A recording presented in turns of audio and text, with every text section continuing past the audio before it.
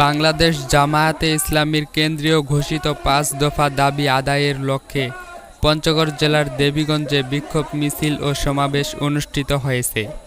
শুক্রবার ২৬ সেপ্টেম্বর বিকেলে উপজেলার বিভিন্ন স্থান থেকে ছোট ছোট মিছিল নিয়ে নেতাকর্মীরা দেবীগঞ্জ বিজয় চত্বরে জমায়েত হন। পরে সেখানে বিক্ষোভ সমাবেশ অনুষ্ঠিত হয়।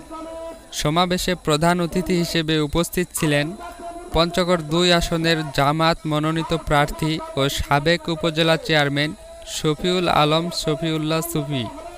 সভাপতিত্ব করেন উপজেলা আমির ভারপ্রাপ্ত মোহাম্মদ আব্দুল বাসেত। সমাবেশে বক্তব্য রাখেন পঞ্চগড় জেলা শ্রমিক কল্যাণ ফেডারেশনের সভাপতি মোহাম্মদ আবুল বাশার বসুনিয়া, উপজেলা সেক্রেটারি মাওলানা মোহাম্মদ বেলাল হোসাইন, সোনাহার ইউপি চেয়ারম্যান ও জামায়াত নেতা মোহাম্মদ মশিউর রহমান সহ অন্যান্য স্থানীয় নেতারা।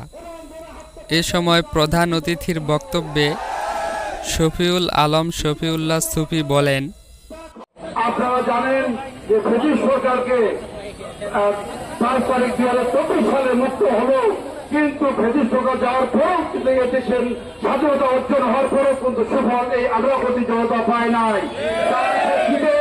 আমরা জামাত ইসলাম ৫ দফা দাবি দিয়েছি।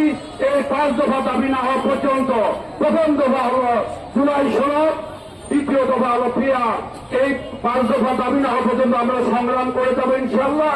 আর ব্রিটিশ সরকার পতন হওয়ার পর নতুন ব্রিটিশ সরকার তৈরি হয়েছে, এই নতুন ব্রিটিশ সরকারকে আমরা পতন না হওয়া পর্যন্ত আমরা সংগ্রাম করে যাবো ইনশাল্লাহ।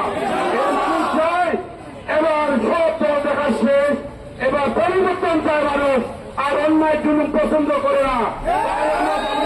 উদ্যোগে যে ৫ দফা আমরা দাবি দিয়েছি, ইনশাল্লাহ এই ৫ দফা দাবি আদায় করেই আমরা নির্বাচন করব। নির্বাচন প্রভাবিত হবে, আমাদের আপত্তি নাই, কিন্তু নির্বাচন হবে পিয়ার মাধ্যমে। যে অবস্থা থাকবো আপনাদেরকে ইনশাল্লাহ সবাই আপনারা সাড়া দিবেন, এবং সামনে আমরা প্রস্তুত আছি এই জমিনের জন্য আল্লাহ দিন এবং ইনসাফ ভিত্তিক প্রতিষ্ঠা হয়। এই বলে আমার সংক্ষিপ্ত কথা এখানে শেষ করলাম।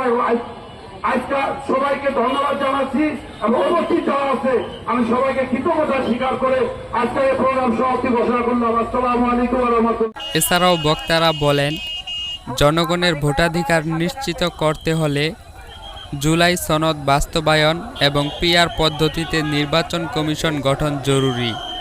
তারা আরও জানান, গণতন্ত্র পুনঃপ্রতিষ্ঠা ও জন অধিকার রক্ষায় ঐক্যবদ্ধ আন্দোলন অব্যাহত থাকবে। সমাবেশ শেষে একটি শান্তিপূর্ণ বিক্ষোভ মিছিলের মাধ্যমে কর্মসূচি শেষ হয়। জমির উদ্দিন, আলোকিত পঞ্চগড়।